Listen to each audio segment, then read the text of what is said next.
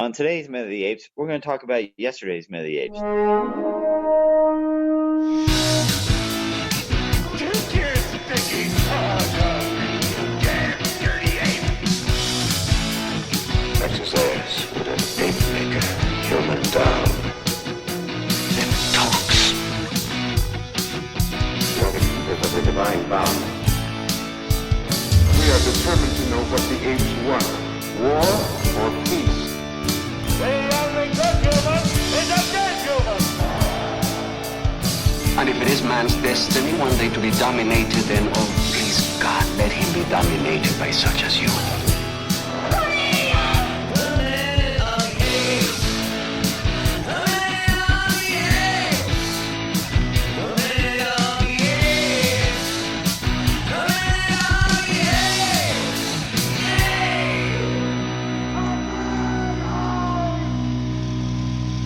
Hello and welcome to Minute of the Apes, the daily podcast where we break down every minute of the Planet of the Apes movies, 1 minute at a time. I am Todd, or otherwise known as the guy that has to stop the other two down in the moments prior to the thing and say, stop talking about it, talk about this in the show.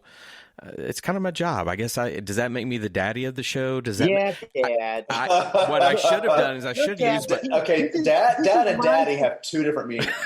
Yeah. You need to be careful This with is dad my and daddy. side of the car. He crossed the line.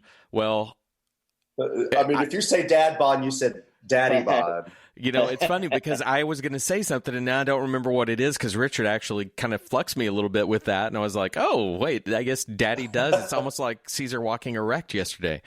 But actually, I know what I was going to say. I should have used my Caesar powers on you guys and just stared at you after a swish pan. Let's see if I can do that with if I do this to you guys. Watch this. Woo! See, all I did was swish pan my laptop, and now that Richard's throwing his papers everywhere. I was thinking of Arrested Development of David Cross going, I want to, like, a daddy who is really into leather, you know, like daddy loves leather. You mean like a leather daddy? Yeah. We should always think of Arrested Development. That is just, anytime you finish a thought, you say, I was just thinking of Arrested Development when I said that. All right. We are on to minute 43. Is that right? Was that where we Yeah, are? I know. It's Wednesday already. Hey, it's Man. like New Comic Day. Sean, It is. New comics might be coming out. What? Crazy thought. Sean, tell us what's going on after you take that drink. There we go. There we go. Now tell us what's going on with minute 43.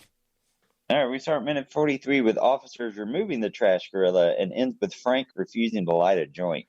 Man, this is going to be probably... To be lit. This is not going to be one of those minutes that's going to have a lot going on in it, but it is playing there. So take a listen to minute 43 of Conquest of the Planet of the Apes.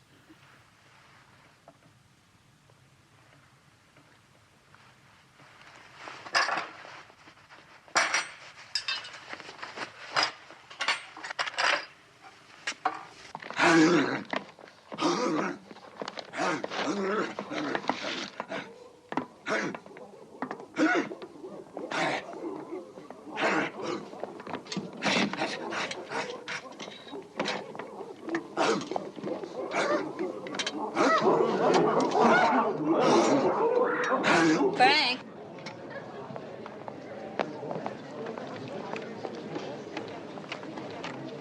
Frank.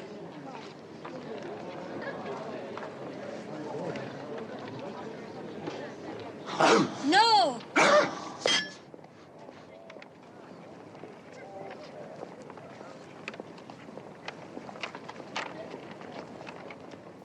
As minute 43, we've got a planet's worth of gorillas, chimpanzees, orangutans, imported apes, Caesar, and a planet's worth of humans minus one Armando.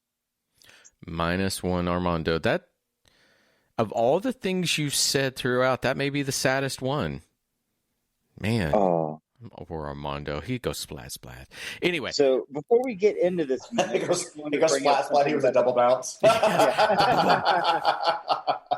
Oh yeah, Sean. You never double bounce. Don't you know that? Well, you know how it's just like when they do explosions. God, what movie was I just watching the other day? It was a Spike Lee film. He's Got Game was on HBO, and literally the guy would take a shot and it went through the net like 3 times, that whole cutting where they want you to see it and to live that moment. Explosions happen, and they happen 2 or 3 times. If we had seen Armando splat, would you have had him boom, boom, boom, boom? You hit it from every angle. How funny would that be if he did it like 20 times? I would have clowns come out and slowly sweep him away. Oh, my God. Oh, taking his hat off. That would be the moment my wife walked out because she hates clowns so much. She would just look at that. No!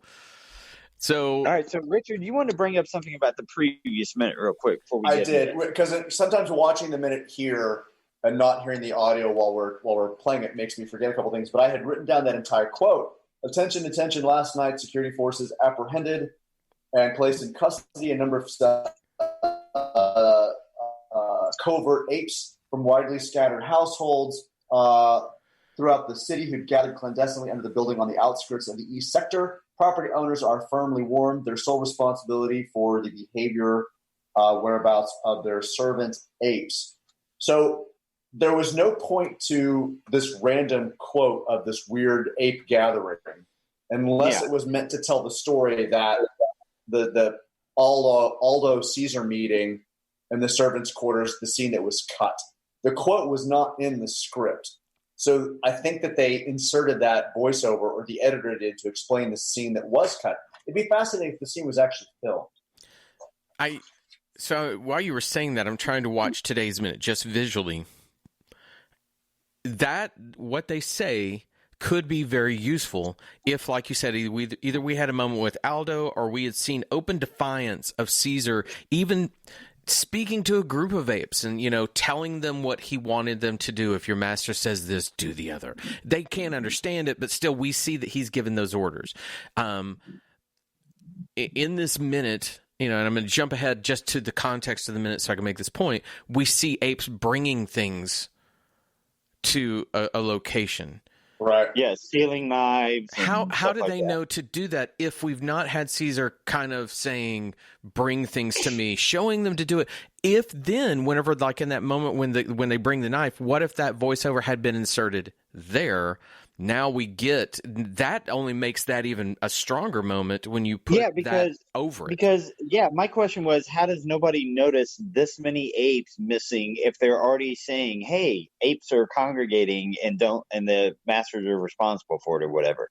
Somebody should have been, the announcement should have been happening here, So to bring it back to this start of this first minute, we cut in on the busboy ape, right? It is specifically the one who is afraid. It's supposed to be one who's afraid of fire, right? And he's polishing silver, and he holds a knife for a second, and because we didn't have this other buildup prior to it, I'm like, oh shit, he's got a knife. This just went really dark. Like, I wasn't expecting to be happy, but it was such an abrupt moment. Dumping a trash can and tossing a book are very different than polishing a knife, looking at it, and sticking it in your pocket. I agree. And the problem also is this ape has zero motivation for this. None. Yeah, we haven't shown them as that ape, at least, as being, mistreated or anything. If you want to build that sequence, you have to build it so that this ape can have that knowledge to act on it. So when he has a knife, and then all of a sudden within that moment, we get phantom creepy Caesar hovering above him, and I'm like, he's not even looking at him. I understand what they're doing is they're trying to say that Caesar has an influence. You could have, you could even build in replays, slow motion, hazy replays of the actions that have happened before, something like that, to where he has heard about it. And we know that he knows. You inserting those things. That's why you do flashbacks like that, so that character has knowledge we know they necessarily shouldn't. You could do something like that, but as it is, he just has a weird fetish for silver knives. The direction in the script had Caesar tapping on the glass to get his attention. Okay, that would work. But we just have Caesar in the shadows of the restaurant. Like, there's no connection Caesar being in this moment anywhere at all. Yeah, I mean, they could have used that shot for him being anywhere, Well, they could have used the swish pan again. I mean, because if we're just going to magically do that. Just have him in the corner. Exactly. He's everywhere. But what I couldn't tell, and again, I'm trying not to jump too far ahead, what I couldn't tell is, was this busboy ape stashing the silverware to slash people's throat in the restaurant. Like, he puts it in his pocket. Like, why is he? I don't know why he's hiding it. Like, dumping the trash out is defiance. Throwing the book down is defiance. Pocketing a knife makes me think he's about to go on a killing spree. Well, I'm assuming that he's pocketing a knife for what happens in the next scene where everybody's bringing down their murder supplies. But it was rushed. It was sudden. It was like, oh shit, what's he doing? Well, yeah, it is a huge jump from, and I think that then when you get into the next moment, that's kind of where I was getting with all the apes bringing cleavers and things like that in. It's like, where do we get to this? Now you're amassing weapons for a revolt. You can get there, and it needs to go there, but you've got to patiently build that. You can even have your sequence. This can be your 80s film where they go shopping sequence where you build how the character changes. But if you do a montage, the characters have to, this is where I am, this is where I am, this. You can't just go, this is where I am, and I'm going to jump to the end of the montage without having the other 30, 40 seconds in the middle of it. And that's kind of what we do. If you were curious, after he taps on his eyes and the busboy surreptitiously pockets the steak knives, we then go to outside the restaurant window with Caesar. From his marketing bag, he takes a standard red card shopping list, which he lays on the windowsill. Then with a quick left and right, he produces a pen from his pocket. The last item on the list reads, 1 dozen steaks cut. Caesar's hand with pen enters the shot and forges an additional item, 1 gallon of kerosene. We then cut to a female server's voice, 1 dozen New York steak cuts. And then we jump to the washroom, which is what this ape coming down is supposed to be doing, is in the washroom. Here's the weird thing about the sequence as it is and in the coming minutes. It makes sense, but it's only because we like these characters and know these characters, and we know the conventions of this type of story and where they want to go. So we make the assumptions for them. We have the leaps of logic where we cover it, but were it to be executed properly, it would be so impactful to watch an ape that before was afraid of fire is now brave enough to steal. Were you to build it that way, but as it is, he's just a kooky, weird, goofy ape that pockets a knife. But yeah, if he had been in the same reconditioning with Caesar, and they had some sort of connection to each other, but it's just an ape that we saw earlier that was abused is now rebellious, but we have no growth to that rebellion. Right. So our connection is supposed to be he pockets the knife, then we see an gorilla with a similar knife descending into this area where apes have gathered, dropping off weapons. Right. I mean, that's the connection. He pockets the knife to jump to this next moment where this gorilla descends the stairs and has the giant. What is that? A cleaver? Yeah. What would you call it?